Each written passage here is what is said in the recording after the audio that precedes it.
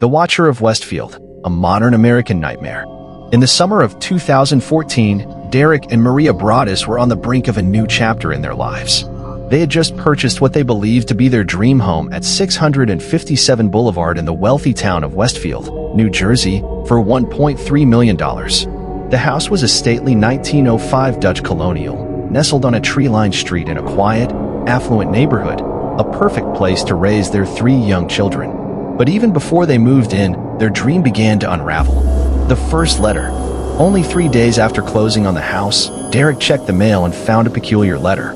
The envelope was plain and had no return address. Inside was a typed letter that began, "Dearest new neighbor at 657 Boulevard. Allow me to welcome you to the neighborhood." At first, the tone seemed strange, but not threatening.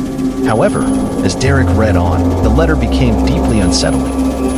The writer claimed to be the latest in a long line of watchers tasked with observing the house. 657 Boulevard has been the subject of my family for decades now, and as it approaches its 110th birthday, I have been put in charge of watching and waiting for its second coming. My grandfather watched the house in the 1920s and my father watched in the 1960s. It is now my time. Even more disturbing, the writer referenced the Broaddus children directly, saying, "I have seen the children. You have 3, I think. I asked the Woods to bring me young blood, and it looks like they listened." The Woods were the previous owners of the house.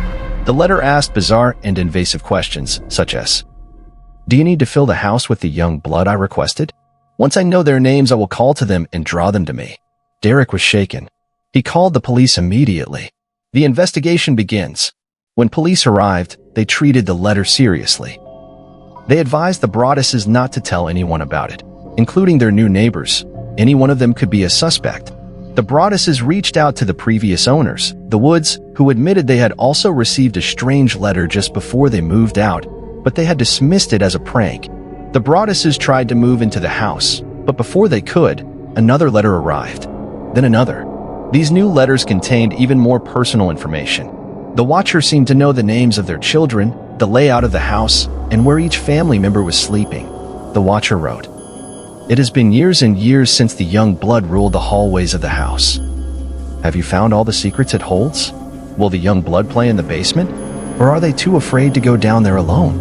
The writer commented on workers and renovations taking place in the house. He or she seemed to be watching constantly. One chilling line read, "Who has the bedrooms facing the street? I'll know as soon as you move in. It will help me to know who is in which bedroom. Then I can plan better." The letters were postmarked from a nearby postal distribution center, but had no fingerprints, no clear DNA, and no traceable evidence. The Broadduses were living a nightmare. They stopped all plans to move in and began conducting their own investigation, paranoia and theories. The couple hired a private investigator, a former FBI agent, and even used handwriting analysts to examine the letters. They installed security cameras and spent thousands trying to find answers. One theory suggested that a jealous neighbor who had wanted the house was behind the letters. Another theory pointed to local teenagers playing a sick prank. But none of the evidence led anywhere concrete. The family's anxiety deepened as they continued receiving letters, over weeks and months. One letter simply said, "I am in charge of 657 Boulevard. Let the young blood play again like I once did. Stop changing it, and let it be what it was meant to be." The Broadduses found themselves trapped. They couldn't move into the house, and they couldn't sell it either without disclosing the letters, which scared off potential buyers. The psychological toll. The stress took a severe toll on Derek and Maria. They experienced paranoia, fear, sleepless nights. They considered suing the Woods for not disclosing the earlier letter. Some in the neighborhood turned against them, believing the whole thing was a hoax for legal or financial gain. Maria later said in an interview, "This person attacked us emotionally and financially. We couldn't live in our house, and we couldn't sell it. Every day was anxiety and fear." At one point, the Broadduses even considered selling the house to developers who could tear it down and divide the lot. But the town rejected the proposal, citing zoning laws. They were stuck. The final letter. Years passed. The Broadduses never moved in. In 2019, they sold the house at a significant loss to a new family, who, as far as publicly known, never received any letters. But not long before selling, a final letter arrived at the Broadduses' rented home. This time, the watcher's tone had shifted again. "You were despised by the house, and the watcher won." Unsolved to this day. Despite police efforts, private investigations, and national media attention, including coverage by the New York Times and a Netflix dramatization titled The Watcher, the identity of the sender remains unknown. To this day, the watcher has never been caught. There are no definitive suspects, no resolution. 657 Boulevard still stands in Westfield, quiet and pristine, its halls once echoing with plans and dreams now associated with dread, suspicion, and mystery. The disappearance of Elisa Lam, 2013, Los Angeles. In early 2013, Elisa Lam, a 21-year-old Canadian college student, embarked on a solo trip along the U.S. West Coast. On January 26th, she checked into the Cecil Hotel in downtown Los Angeles, a building with a long, grim history.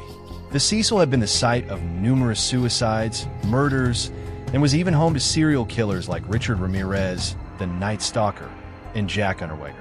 But Elisa didn't seem to know or care about its past. She kept in contact with her parents daily until January 31st, when she suddenly stopped responding. Her parents, alarmed, contacted LAPD. The police searched the hotel but found nothing unusual.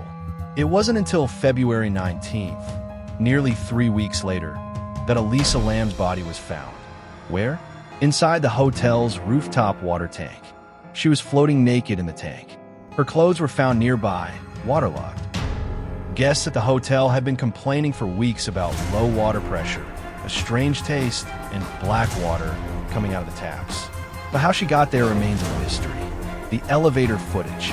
Before her body was found, LAPD released surveillance footage from the hotel elevator, dated the night of her disappearance.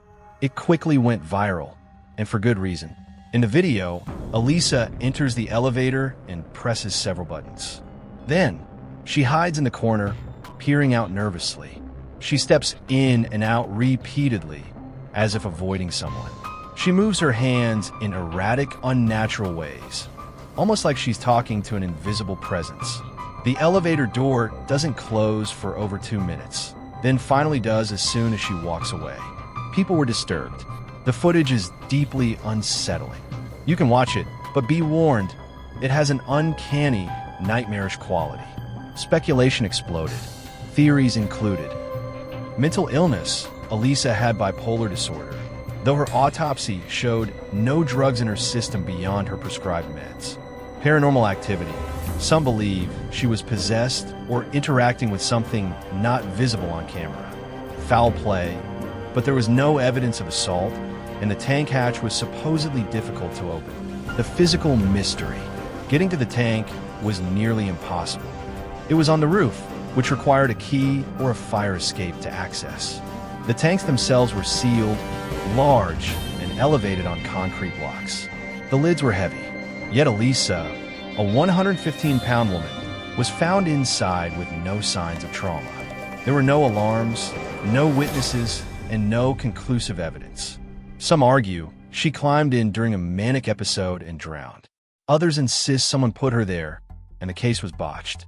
The LAPD eventually ruled her death accidental by drowning. But few who've seen the elevator footage or heard the details are truly convinced. Legacy of the case. Elisa Lam's death remains one of the internet's most infamous modern mysteries. It inspired horror films, documentaries, including The Vanishing at the Cecil Hotel on Netflix, and thousands of Reddit threads. But no matter how many people try to explain it, something about the case doesn't sit right. The eerie behavior on camera, the inaccessibility of the water tanks, the historical darkness of the Cecil Hotel itself, and most chilling of all, she was in the water that guests drank, bathed in, and brushed their teeth with for weeks.